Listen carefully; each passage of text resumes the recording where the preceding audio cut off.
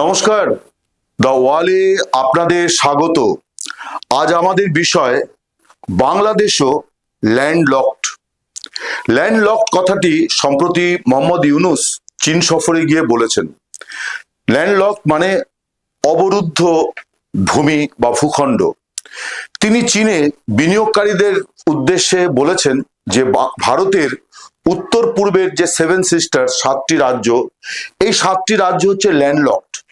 অর্থাৎ তিনি বলতে চেয়েছেন যে এই সাতটি রাজ্যের পক্ষে সরাসরি বঙ্গোপসাগরের অ্যাক্সেস নেই, সেই অ্যাক্সেস আছে বাংলাদেশের। এবং মোহাম্মদ ইউনূস বলেছেন যে বাংলাদেশ হচ্ছে এই অঞ্চলে বঙ্গোপসাগরের এই যে উপকূলীয় অঞ্চল, এই উপকূলীয় অঞ্চলের অভিভাবক হচ্ছে বাংলাদেশ।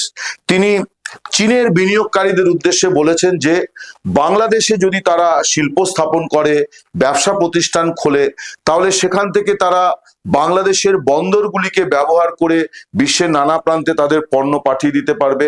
আবার বাংলাদেশ থেকেই তারা ভারতের উত্তর পূর্বের রাজ্যগুলির সঙ্গে বাণিজ্য করা, অর্থাৎ ভারতের সঙ্গে বাণিজ্য করা, এটা তারা করতে পারবে। মোহাম্মদ ইউনূসের এই কথা নিয়ে ভারতে খুব তীব্র প্রতিক্রিয়া তৈরি হয়েছে। ভারত সরকার সরাসরি এখনো কোনো মন্তব্য করেনি, হয়তো আগামী দিনে করবে। তার একটা বড় কারণ হচ্ছে যে চীনের সঙ্গে ভারতের কূটনৈতিক সম্পর্কের ৭৫ বছরের উদযাপন শুরু হয়েছে ১ এপ্রিল থেকে। স্বভাবতই চীন সম্পর্কে ভারত সরকার এখন তাৎক্ষণিক কোনো মন্তব্য করবে না, কিন্তু তৃতীয় একটি দেশে গিয়ে, অর্থাৎ চীনে গিয়ে মোহাম্মদ ইউনূস যেভাবে ভারতের উত্তর পূর্বের ভূখণ্ডকে ল্যান্ডলক বলে মন্তব্য করেছেন, অবরুদ্ধ ভূখণ্ড বলে মন্তব্য করেছেন, এটা কখনোই ভারত সরকারের ভালোভাবে নেওয়ার কথা না। আমার কাছে অন্তত খবর যে ভারতের পররাষ্ট্র বিদেশ মন্ত্রক শুধু নয়, ভারত সরকার পুরোপুরি এই ব্যাপারে অত্যন্ত অসন্তুষ্ট। তার একটা কারণ যে চীন আরেকটি তৃতীয় রাষ্ট্র, সেখানে গিয়ে এই কথা বলাটা মোটেই কূটনৈতিকভাবে সৌজন্যের পরিচয় হয়নি। আমাকে যদি বলা হয় তাহলে আমি বলবো যে মোহাম্মদ ইউনূস তিনি অর্থনীতিবিদ ইউনূস হিসেবে খুব নতুন কথা বলেননি। এই কথা অনেকেই বলেছেন যে উত্তর পূর্বের রাজ্যগুলি একটা সমস্যা ভারতের আছে, যে শিলিগুড়ি দিয়ে একটা ২০-২২ কিলোমিটারের যে সরু অংশ, যেটাকে এখানে বলা হয় চিকেন নেক, সেইটাই হচ্ছে মূল ভারতীয় ভূখণ্ডের সঙ্গে উত্তর পূর্বের যোগাযোগ। এখন এই বিষয়টি অর্থনীতিবিদ হিসেবে বলা তার একটা মানে দাঁড়ায়, আর একজন রাষ্ট্রপ্রধান যখন আরেকটি দেশের ভূখণ্ড নিয়ে তৃতীয় একটি দেশে গিয়ে এই ধরনের মন্তব্য করেন, তখন সেটা কূটনৈতিক শিষ্টাচার বিরোধী। তাই শুধু নয়, চীনকে যেভাবে তুষ্ট করার চেষ্টা হয়েছে সেটাও অত্যন্ত আপত্তিজনক। তার একটা বড় কারণ, মোহাম্মদ ইউনূস তিনি চীনকে বলেছেন আপনারা বন্দর করুন, আপনারা রাস্তা নির্মাণ করুন, আপনারা এই করুন তাই করুন, এই সব কিছু করতে বলেছেন। এবং ভারতের থেকে বাংলাদেশ অনেক সুবিধাজনক অবস্থায় আছে, এটাও তিনি সেখানে তুলে ধরার চেষ্টা করেছেন। এখন ভারতের সঙ্গে বাংলাদেশের পরিকাঠামোগত, বাণিজ্য এবং আরো নানান ক্ষেত্রে কিন্তু দীর্ঘমেয়াদী বেশ কিছু চুক্তি আছে। স্বভাবতই ভারত সরকার এই বিষয়ে বিচলিত যে ইউনূস যেভাবে চীনকে একেবারে খোলা আহ্বান জানালেন, সেটা ভারতের জন্য আগামী দিনে সত্যি বিড়ম্বনার হতে পারে। এখন এই যে কথাটাকে নিয়ে সমস্যা, সেটি হচ্ছে ল্যান্ডলকড। এটা ভারতের একটা সমস্যা, এ নিয়ে কোনো সন্দেহ নেই, কিন্তু প্রতিবেশীর সমস্যাকে আরেকটা প্রতিবেশী যদি তৃতীয় কোনো দেশে গিয়ে তার সাফল্য বলে বা তার সুবিধাজনক অবস্থান বলে এইভাবে প্রচার করার চেষ্টা করে বা বিপণন করার চেষ্টা করে, সেটা অবশ্যই কূটনৈতিকভাবে খুব একটা সঠিক কাজ বলে মনে হয় না।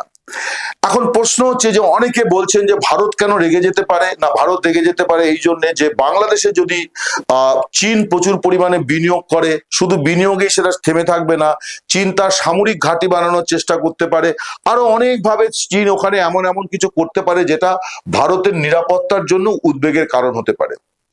এখন কি হতে পারে সেটা সত্যি ভবিষ্যৎ বলবে। এই উদ্বেগগুলোকে আমি অস্বীকার করি না, কিন্তু আমি একটু অন্য ভাবনাও আপনাদের সঙ্গে বিনিময় করতে চাই। মোহাম্মদ ইউনূস বলেছেন যে ভারতের উত্তর পূর্ব ল্যান্ডলকড, অর্থাৎ অবরুদ্ধ ভূখণ্ড। ঠিক উল্টোটা সমান সত্য যে বাংলাদেশ সেটাও কিন্তু ল্যান্ডলকড বা অবরুদ্ধ ভূখণ্ড। ভারতের 5টি রাজ্যের সঙ্গে বাংলাদেশের সীমানা আছে, সীমান্ত আছে। বাংলাদেশের প্রায় 2/3 অংশ কিন্তু ভারত দ্বারা বেষ্টিত। 5টি রাজ্য পশ্চিমবঙ্গ, আসাম, মেঘালয়, মিজোরাম এবং ত্রিপুরা। অর্থাৎ এই যে উত্তর পূর্বের রাজ্যগুলির কথা বলা হচ্ছে, এর মধ্যে 4টি রাজ্যের সঙ্গে বাংলাদেশের সীমানা আছে, সীমান্ত আছে। এবং এই সীমান্ত বিশ্বের খুব অল্প কিছু দেশের সঙ্গে আছে, প্রায় 4,500 কিলোমিটার দীর্ঘ সীমান্ত। এর মধ্যে জল সীমান্ত আছে এবং পার্বত্য সীমান্ত আছে, সমতল আছে, পশ্চিমবঙ্গের পুরোটাই সমতল, আসাম এবং অন্যত্র পার্বত্য ভূমি আছে। ফলে এই সীমান্ত এলাকা রক্ষা করা, এই সীমান্ত এলাকার দিকে নজর রাখা, এই সবটাই দুটো দেশের জন্যই অত্যন্ত জরুরি। কিন্তু এটা ঘটনা যে বাংলাদেশও কিন্তু একদিক থেকে অবরুদ্ধ। তাকে যদি নেপালের সঙ্গে বাণিজ্য করতে হয়, তাকে যদি ভুটানের সঙ্গে বাণিজ্য করতে হয় এবং সেখান দিয়ে আরো অনেক দেশের সঙ্গে যদি তাকে বাণিজ্য করতে হয়, তাহলে ভারতই কিন্তু তাকে সেই সুযোগ যদি দেয় তবেই সে বাংলাদেশ সেটা পেতে পারে। ফলে কে অবরুদ্ধ আর কে অবরুদ্ধ নয়, এটা একটা অনর্থক বিতর্ক। এবং এই ধরনের শব্দ ব্যবহার করা ইকোনমিস্ট মোহাম্মদ ইউনূস করলে কোনো আপত্তি ছিল না, কিন্তু একটা দেশের রাষ্ট্রপ্রধান হিসেবে তার এই কথা বলাটা মোটেই সমীচীন হয়েছে বলে মনে হয় না। এখন প্রশ্ন হচ্ছে যে মোহাম্মদ ইউনূস কথাটি বলেছেন কেন এবং চীন সত্যি বাংলাদেশে কি করতে পারে। মোহাম্মদ ইউনূস কেন বলেছেন তার সহজ কথা আমার যেটা মনে হয় সেটি হচ্ছে যে ইউনূস তার যে সফর, এই সফরের মূল বিষয় ছিল বাংলাদেশ চীনের সম্পর্কের 50 বছর। বাংলাদেশ রাষ্ট্রের বয়স 54 বছর পেরিয়ে 55তম স্বাধীনতা দিবস তারা পালন করলো, কিন্তু চীনের সঙ্গে সম্পর্কের বয়স হচ্ছে এবারে এসে 50 বছর। তার মানে 4 বছর চীন বাংলাদেশকে একটি স্বাধীন সার্বভৌম রাষ্ট্র হিসেবে স্বীকৃতি দেয়নি। যাকে এগুলো অতীতের কথা, আমি সে প্রসঙ্গ আর বেশি আনছি না। কিন্তু এটা ছিল মোহাম্মদ ইউনূসের চীন সফরের মূল বিষয়, যে 50 বছর। এই সূত্রেই তিনি সেখানে গিয়েছিলেন এবং একটা বিনিয়োগকারীদের সম্মেলনে তিনি অংশ নেন এবং বেজিং এ চীনা নেতৃত্বের সঙ্গে তার কথা হয়। কিন্তু যদি আমরা আউটকাম দেখি যে কি পেলেন, এই পেলেনটা যদি দেখা যায় তাহলে দেখা যায় যে 30টা কোম্পানি বিনিয়োগের প্রতিশ্রুতি দিয়েছে, 7টা সমঝোতা পত্র স্বাক্ষর হয়েছে, যেটা যে কোনো সময় যে কোনো জায়গায় যে কোনো সরকার এ ব্যাপারে কখনো অনীহা প্রকাশ করে না। চুক্তি শুধুমাত্র একটি হয়েছে। বাকি যেগুলি হয়েছে সেটাকে যদি সম্পূর্ণভাবে দেখা যায় তাহলে এই যে ঢাকঢোল পেটানো সফর, এই সফর থেকে ইউনূস পেয়েছেন খুব সামান্যই। এবং এটা তার বুঝতে অসুবিধা হয়নি যে দেশে ফিরলে পরে তিনি কি বলবেন। দেশে ফিরলে তার জন্য সেরা অস্ত্র হচ্ছে ভারত বিরোধিতা। আমরা অতীতেও দেখেছি বিএনপি সরকার এবং আরো অন্য সরকারগুলি তারা এই কৌশল নিত, অর্থাৎ বিদেশ থেকে খালি হাতে ফিরলেও 4টে ভারত বিরোধী কথাবার্তা বললে পরেই মোটামুটি সংবাদ মাধ্যম এবং দেশের মানুষ তাতেই যারা ভারত বিরোধী অংশ তারা খুশি হতেন। এবং এই কৌশল অতীতে অনেকে নিয়েছেন, মোহাম্মদ ইউনূসও নিলেন, যে তার সফরের প্রাপ্তিটা নিয়ে খুব বেশি আলাপ আলোচনা হবে না, বরং তিনি ভারতের উত্তর পূর্ব ল্যান্ডলকড এই যে কথাটি তিনি বলেছেন এইটা নিয়েও অনেক বেশি আলাপ আলোচনা হবে। এটাই ছিল তার উদ্দেশ্য, অর্থাৎ সফরের ব্যর্থতা ঢাকতে তিনি এই কৌশলটি নিয়েছেন। এবং এই কৌশলটি নেওয়ার পেছনে তার আরো একটি সুদূর প্রসারী অঙ্ক আছে বলে আমার অন্তত ধারণা। সেটি হচ্ছে যে বাংলাদেশের অভ্যন্তরে যে ভারত বিরোধী অংশ আছে, যেটা ক্রমশ বাড়ছে বলেই ভারত সরকার মনে করে, সেই ভারত বিরোধী অংশকে ইউনূস খানিকটা বলা যায় যে তাদেরকে খানিকটা তাদের খুশি করার চেষ্টা করেছেন, যে ভারত বিরোধিতার জায়গাটা তিনি চীনের মাটিতে গিয়ে দাঁড়িয়ে করেছেন। তার ফলে জামাতে ইসলাম এবং অন্যান্য যে ইসলামপন্থী উগ্র ইসলামবাদী দলগুলি আছে এবং আরো অন্যান্য দল তারা খুশি হবে এবং তারা ইউনূসকে বাহবা দেবেন। এবং ইউনূস এই ভারত বিরোধিতার জিগির চালিয়ে গিয়ে তিনি কিন্তু তার ইনিংসটাকে লম্বা করে নেওয়ার চেষ্টা করবেন। এটা হচ্ছে তার আসল একটা কৌশল। অর্থাৎ তিনি মুখে যাই বলুন না কেন যে 2025 ডিসেম্বর বা বড়জোর 2026 জুনের মধ্যে নির্বাচন হবে, কিন্তু যদি অস্থিরতা তৈরি করা যায়, ভারত বিরোধিতার জিগির তৈরি করা যায়, তাহলে অস্থিরতার কারণে যে কোনো নির্বাচনকে পিছিয়ে দেওয়া সম্ভব। তার কারণ বলাই যায় যে অবাধ নিরপেক্ষ নির্বাচন করার মতো পরিস্থিতি নেই, এবং এই যে যুক্তি সাজাতে হলে পরে ভারত বিরোধিতার জিগির আরো বেশি করে তোলা দরকার, এটা তিনি বুঝে গিয়েছেন। তাই চীনের মাটিতে দাঁড়িয়ে তিনি কূটনৈতিক সৌজন্যকে কোন রকম গুরুত্ব না দিয়ে, বিবেচনায় না নিয়ে এরকম একটি মন্তব্য করে এসেছেন। প্রশ্ন হচ্ছে যে চীন তারা কি করবে? তারা কি বাংলাদেশে বিপুল বিনিয়োগ করবে, এমন একটা বিপুল বিনিয়োগ যে চোখ ধাঁধানো একটা উন্নয়ন? আমার ব্যক্তিগতভাবে এরকম মনে হয় না। তার কারণ চীন এত বোকা নয় যে ঘাড়ের কাছে ভারত নিঃশ্বাস ফেলছে, অর্থাৎ এমন একটা দেশে আমি বিনিয়োগ করব যার 2/3 ভারত দ্বারা বেষ্টিত, সেই দেশে তারা বিপুল কোনো বিনিয়োগের পথে কখনো হাঁটবে বলে মনে হয় না। তার কারণ ভারতের সঙ্গে চীনের 1962-তে যুদ্ধ হয়েছিল, তারপরে কিন্তু বহু বছর পেরিয়ে গিয়েছে। এবার এটা 2025 সাল। ভারত চীনের থেকে সামরিক শক্তিতে বলিয়ান কি বলিয়ান নয়, কে বড় এই বিতর্ক অনর্থক। দুপক্ষই কিন্তু সামরিক শক্তিতে অনেক যোজন এগিয়ে গিয়েছে। ফলে বাংলাদেশে একটা বিপুল এমন বিনিয়োগ করার আগে চীনকে ভাবতে হবে যে যদি আমার সঙ্গে ভারতের খটাখটি লাগে কোনো কারণে আবার, তাহলে ভারতও কি ছেড়ে দেবে? এবং ভারতের আক্রমণ থেকে কি চীনের যে পরিকাঠামো, চীনের যে কলকারখানা, চীনের যে প্রতিষ্ঠানগুলি হবে, সেগুলি কি মুক্ত থাকবে? আমার মনে হয় চীন এই ব্যাপারে মোটেই এত ছেলে মানুষই কোনো সিদ্ধান্ত তারা নেবে না।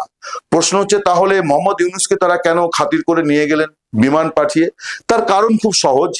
চীন মনে করছে যে আমরা ব্যবসা করতে চাই, এবং কে ক্ষমতায় আছে এই ব্যাপারে বাছবিচার আমরা করব না।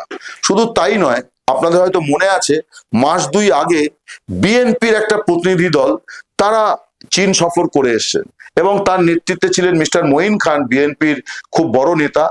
তিনি সেখানে চায়না সরকারকে প্রতিশ্রুতি দিয়ে এসেছেন যে বিএনপি যদি বাংলাদেশে ক্ষমতায় আসে তাহলে তিস্তা মহাপ্রকল্প তারা চীনা সরকারের হাতে দেবে বাস্তবায়নের জন্য, এবং আরো নানান প্রতিশ্রুতি তিনি দিয়ে এসছেন। চীন খুব কৌশলে প্রথমে বিএনপিকে তাদের দেশে সফরের ব্যবস্থা করিয়েছে, এবং তাদের দিয়ে অনেক কথা বলিয়ে নিয়েছে, কারণ তারা মনে করছে যে আগামী দিনে যদি একটি নির্বাচন হয় তাহলে বিএনপির ক্ষমতায় আসার সম্ভাবনা বেশি। তাই তারা আগে থেকেই তাদের রাস্তা খোলা রাখছে। বিএনপি আসার পরে তারা মোহাম্মদ ইউনূসকে নিয়ে গেল, এবং ইউনূসকে দিয়েও বলিয়ে নিল যে তিস্তা প্রকল্প তারা বাস্তবায়ন করতে চায়, বা ইউনূসকে দিয়ে তারা চীনকে বলালো, চীনের উদ্দেশ্যে ইউনূস বললেন যে তিস্তা প্রকল্প এবং আরো নদীগুলির সংস্কারের জন্য চীনের সহযোগিতা তার দরকার। এই যে প্রতিশ্রুতিগুলি চীন আদায় করে নিল, এটা হয়তো আগামী দিনে বাংলাদেশের সঙ্গে বোঝাপড়াতে চীন এগিয়ে থাকবে। কিন্তু এই এগিয়ে থাকার পরিমাণটা কতটা হবে, যে বিপুল বিনিয়োগের স্বপ্ন দেখানো হচ্ছে, সেটা মোটেই হবে বলে মনে হয় না। তার কারণ বাংলাদেশের ঘাড়ের ওপরে নিঃশ্বাস ফেলছে ভারত। প্রতিবেশী বদলানোর কোনো উপায় নেই। ফলে ভারতের সঙ্গে যে বৈরিতার সম্পর্ক তৈরি করার চেষ্টা হচ্ছে, তার ফলে বাংলাদেশের ক্ষতি বই লাভ হওয়ার কোনো সুযোগ নেই। ক্ষণিক লাভ হতে পারে মোহাম্মদ ইউনূসের। তিনি যদি মনে করেন আরো কিছুদিন দেশটা শাসন করব, তিনি থেকে যেতে পারেন ভারত বিরোধিতার জিগির দিয়ে, কিন্তু তাতে ভারতের খুব একটা লাভ নেই। বরং বাংলাদেশ ভারত সুসম্পর্ক দুদেশের জন্যই একটা ভালো পরিস্থিতি তৈরি করে দিতে পারে। মোহাম্মদ ইউনূস একদিকে ভারতের প্রধানমন্ত্রী নরেন্দ্র মোদীর সঙ্গে ব্যাংককে বিমস্টেক সম্মেলনের ফাঁকে বৈঠক করার জন্য উঠে পড়ে লেগেছেন। বাংলাদেশ সরকার নয়াদিল্লিকে চিঠি পাঠিয়ে অনুরোধ করছে, এবং তারা প্রকাশ্যে সাংবাদিক বৈঠক করে বলছে, এক প্রকার চাপ সৃষ্টির মতো করে বলছে যে আমরা আশাবাদী যে বৈঠকটি হবে। অন্যদিকে তৃতীয় একটি দেশে গিয়ে ভারতের সার্বভৌমত্ব, ভারতের ভূখণ্ড নিয়ে আপত্তিজনক মন্তব্য করেছেন মোহাম্মদ ইউনূস। বোঝাই যাচ্ছে তার অঙ্ক অনেক সুদূর প্রসারী, এবং এবছর ডিসেম্বর বা 2026-এর জুন এই সময়ের মধ্যে বাংলাদেশে ভোট আদৌ হবে কিনা, মোহাম্মদ ইউনূসের কথাবার্তা থেকে তাই নিয়ে তুমুল সংশয় তৈরি হয়েছে। নমস্কার, শুভরাত্রি, ভালো থাকবেন।